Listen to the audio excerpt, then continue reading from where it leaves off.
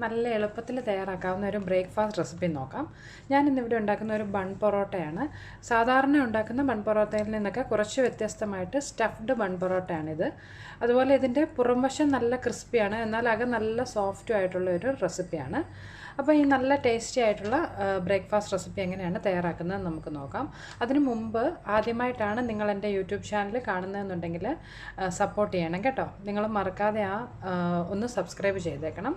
അതിനുശേഷം അതിൻ്റെ തൊട്ടടുത്ത് ഒരു ബെൽ ഐക്കൺ കാണും, അതുകൂടി ഒന്ന് പ്രസ് ചെയ്യണം. എങ്കിലേ ഞാൻ അപ്ലോഡ് ചെയ്യുന്ന വീഡിയോകളിലേക്ക് നോട്ടിഫിക്കേഷൻ നിങ്ങൾക്ക് ലഭിക്കത്തുള്ളൂ. നമുക്കപ്പോൾ നല്ല ടേസ്റ്റി ആയിട്ടുള്ള ഈ ബൺ പൊറോട്ട എങ്ങനെയാണ് തയ്യാറാക്കുന്നതെന്ന് നോക്കാം. ഇന്നത്തെ നമ്മുടെ ഈ ബൺ പൊറോട്ട ഉണ്ടാക്കുന്നതിന് വേണ്ടിയിട്ട് ഞാനിവിടെ ഒരു 2 കപ്പ് മൈദ എടുത്തിട്ടുണ്ട്. ഇതിലേക്ക് നമുക്ക് ആവശ്യത്തിനുള്ള ഉപ്പൊന്ന് ചേർത്ത് കൊടുക്കാം. അതുപോലെ ഒരു 2 ടേബിൾ സ്പൂണോളം വെജിറ്റബിൾ ഓയിൽ കൂടി ചേർത്ത് കൊടുക്കുകയാണ്. 2 ടേബിൾ സ്പൂൺ ഞാനിതിലേക്ക് ഇപ്പോൾ ചേർത്ത് കൊടുത്തിട്ടുണ്ട്. ഇനി നമുക്ക് ഈ ഉപ്പും ആ എണ്ണയും എല്ലായിടത്തും ഒന്ന് എത്തുന്നതിന് വേണ്ടിയിട്ട് നന്നായിട്ടൊന്ന് കൈകൊണ്ട് മിക്സ് ചെയ്ത് കൊടുക്കണം. ഇതിപ്പോൾ ഞാനൊന്ന് ആ എണ്ണയും ഉപ്പും ഒക്കെ എല്ലായിടത്തും എത്തുന്നതിന് വേണ്ടിയിട്ട് നന്നായിട്ടൊന്ന് മിക്സ് ചെയ്ത് കൊടുത്തിട്ടുണ്ട്. ഇനി ഇതിലേക്ക് ആവശ്യത്തിന് വെള്ളം ഒഴിച്ച് നമുക്ക് സാധാരണ പൊറോട്ടയ്ക്കൊക്കെ കുഴയ്ക്കുന്ന പോലെ ഒന്ന് കുഴച്ചെടുക്കാം. സാധാരണ വെള്ളമാണ് കേട്ടോ, ചൂടുവെള്ളത്തിൻ്റെ ഒന്നും ആവശ്യമില്ല. നമുക്ക് നന്നായിട്ടൊന്ന് കുഴച്ച് ആ ഒരു പൊറോട്ടയുടെ മാവിൻ്റെ പരുവത്തിലൊന്ന് ആക്കിയെടുക്കാം. പിന്നെ നിങ്ങൾക്ക് വേണമെന്നുണ്ടെങ്കിൽ ഇതിലേക്ക് ഒരു മുട്ട കൂടി ബീറ്റ് ചെയ്ത് ചേർത്ത് കൊടുക്കാം. ഞാൻ പക്ഷേ ഇന്ന് മുട്ടയൊന്നും ചേർക്കാതെയാണ് ഈ സ്റ്റഫ്ഡ് പൊറോട്ട ഉണ്ടാക്കിയെടുക്കുന്നത് കേട്ടോ. ഇപ്പോൾ ഞാൻ നമ്മുടെ മാവ് ഇവിടെ കുഴച്ചെടുത്തിട്ടുണ്ട്. നല്ല സോഫ്റ്റ് ആയിട്ടുള്ള മാവായിട്ട് വേണം ഇത് കുഴച്ചെടുക്കാൻ കേട്ടോ. പിന്നെ മൈദ ആയതുകൊണ്ട് കുറച്ചേറെ സമയം കുഴച്ചെങ്കിലേ ഉള്ളൂ ഇതുപോലെ ആയി കിട്ടത്തുള്ളൂ. ഇതിലേക്ക് നമുക്ക് ഒരല്പം എണ്ണയൊന്ന് ഒഴിച്ച് എല്ലായിടത്തും ഒന്ന് തേച്ച് കൊടുക്കാം.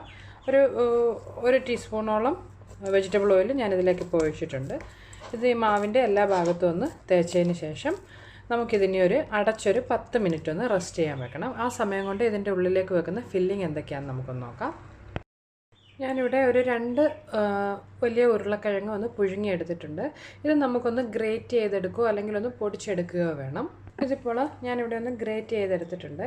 ഇതിലേക്ക് ഞാനൊരു 2 സവാള ഒന്ന് വറുത്ത് ഫ്രൈഡ് ഓണിയൻ ആക്കി എടുത്തിട്ടുണ്ട്. ഇത് നമുക്കൊന്ന് ചേർത്ത് കൊടുക്കാം. നല്ലൊരു ടേസ്റ്റാണ് ഇതിങ്ങനെ ഈ ഫ്രൈഡ് ഓണിയൻ ചേർത്ത് നമ്മൾ സ്റ്റഫ് ചെയ്യുമ്പോൾ കേട്ടോ.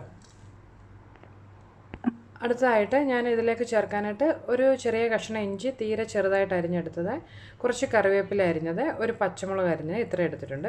ഇത് നമുക്കിതിലേക്കൊന്ന് ചേർത്ത് കൊടുക്കാം. പിന്നെ ഇതുകൂടാതെ ഒരു 1/2 ടീസ്പൂൺ വീതം കുരുമുളക് പൊടിയും 1/2 ടീസ്പൂൺ ഗരം മസാലയും എടുത്തിട്ടുണ്ട്. നിങ്ങൾക്ക് എരിവ് കൂടുതൽ വേണമെന്നുണ്ടെങ്കിൽ കുരുമുളക് പൊടിയുടെ അളവ് കൂട്ടാം കേട്ടോ. ഇതിലേക്ക് ആവശ്യത്തിന് ഉപ്പ് കൂടി ഒന്ന് ചേർത്ത് കൊടുക്കാം. ഇത് നമുക്കിനി എല്ലാം കൂടി നന്നായിട്ടൊന്ന് മിക്സ് ചെയ്തെടുക്കണം. ആ ഉപ്പും കുരുമുളക് പൊടിയൊക്കെ എല്ലാ ഭാഗത്തും എത്തുന്നതിന് വേണ്ടിയിട്ട് നന്നായിട്ടൊന്ന് മിക്സ് ചെയ്ത് കൊടുക്കാം. നമ്മുടെ ഫില്ലിംഗ് ഇപ്പോൾ ഇവിടെ തയ്യാറായിട്ടുണ്ട്. പിന്നെ കുട്ടികൾക്കൊക്കെ കൊടുക്കാനാണെങ്കിൽ നിങ്ങൾക്ക് വേണമെന്നുണ്ടെങ്കിൽ ഇതിലേക്ക് ഒരല്പം ഗ്രേറ്റഡ് മൊസറല്ല ചീസ് കൂടി ചേർത്ത് കൊടുക്കാം കേട്ടോ. പ്രായമായവർക്കൊക്കെ ചീസൊക്കെ കഴിക്കുന്നത് അത്ര ഹെൽത്തിന് നല്ലതല്ലാത്തതുകൊണ്ട് ഞാനിതിലേക്ക് ഇന്ന് ചീസൊന്നും ചേർത്തിട്ടില്ല. ഇപ്പോൾ നമ്മൾ മാവ് കുഴച്ച് വെച്ചിട്ട് ഒരു 10 മിനിറ്റിൽ കൂടുതലായിട്ടുണ്ട്. ഇത് നമുക്കിനി ചെറിയ ബോളുകളായിട്ടൊന്ന് ഉരുട്ടിയെടുക്കാം. നമ്മൾ സാധാരണ പൊറോട്ടയ്ക്കൊക്കെ എടുക്കുന്നത് പോലെ നല്ല കുറച്ച് വലിപ്പമുള്ള ഉരുളകളായിട്ട് നമുക്കിതൊന്ന് ആക്കിയെടുക്കാം കേട്ടോ. ഇതിപ്പോൾ ഞാനിവിടെ ഒന്ന് ബോളുകളാക്കി എടുത്തിട്ടുണ്ട്. നമ്മൾ ഇന്നിവിടെ ഒരു 2 കപ്പ്, അതായത് ഒരു 1/4 കിലോ മൈദയാണ് എടുത്തിട്ടുള്ളത്. അതുകൊണ്ട് ഞാനിപ്പോൾ ഇവിടെ ഒരു 6 ഈ വലിപ്പത്തിലുള്ള ഉരുളകളാക്കി എടുത്തിട്ടുണ്ട്. നിങ്ങൾക്ക് കൂടുതൽ വലിപ്പത്തിലുള്ളതാക്കണമെന്നുണ്ടെങ്കിൽ ഒരു 5 എണ്ണം ആക്കിയെടുക്കാം. അതിലും ചെറുതായി പോകരുത് കേട്ടോ, ഇതിലും ചെറുതായി പോകരുത്. എന്നാലേ നമുക്ക് നന്നായിട്ട് പരത്തിയെടുക്കാൻ പറ്റുള്ളൂ. ഇതിനെ നമുക്ക് എങ്ങനെയാണ് തയ്യാറാക്കിയെടുക്കുന്നതെന്ന് കൂടി നോക്കാം. നമുക്ക് സാധാരണ പൊറോട്ടയ്ക്ക് പരത്തുന്ന പോലെ ഈ മാവ് നന്നായിട്ടൊന്ന് പരത്തിയെടുക്കാം. ഇതിങ്ങനെ നീളത്തിൽ പരത്തിയെടുക്കാൻ പ്രത്യേകം ശ്രദ്ധിക്കണം. ഇതിപ്പോൾ ഞാനിവിടെ ഒന്ന് ഇതുപോലെ നീളത്തിൽ പരത്തിയെടുത്തിട്ടുണ്ട്. നല്ല സോഫ്റ്റ് തിന്നായിട്ട് ഇതൊന്ന് പരത്തിയെടുക്കാൻ പ്രത്യേകം ശ്രദ്ധിക്കണം.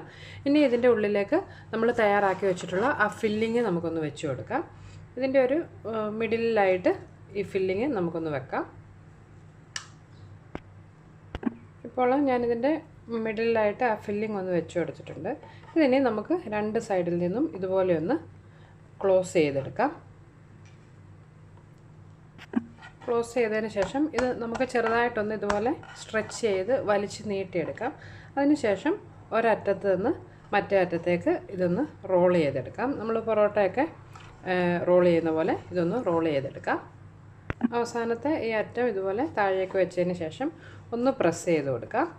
ഇതുപോലെ നമ്മുടെ ബാക്കിയുള്ള മാവ് കൂടി ഒന്ന് തയ്യാറാക്കിയെടുക്കാം.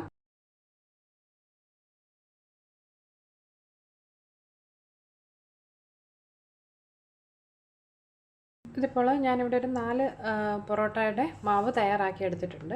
ഇതിനി എങ്ങനെയാണ് നമ്മുടെ ബൺ പൊറോട്ട ആക്കി എടുക്കുന്നതെന്ന് കൂടി നോക്കാം. അതിനായിട്ട് ഞാനിവിടെ ഒരു പാൻ അടുപ്പത്ത് വെച്ച് അതിൽ കുറച്ച് എണ്ണ ഒഴിച്ചു കൊടുത്തിട്ടുണ്ട്. വളരെ കുറച്ച് എണ്ണ മതി കേട്ടോ. ഇതൊന്ന് ഷാലോ ഫ്രൈ ചെയ്താണ് എടുക്കുന്നത്. അതിന് വേണ്ടിയിട്ട് ഈ എണ്ണയൊന്ന് ചൂടാകുന്നതിന് ശേഷം നമ്മൾ തയ്യാറാക്കി വെച്ചിട്ടുള്ള നമ്മുടെ പൊറോട്ടകൾ ഓരോന്നായിട്ട് ഇതിലേക്കൊന്ന് വെച്ച് കൊടുക്കാം.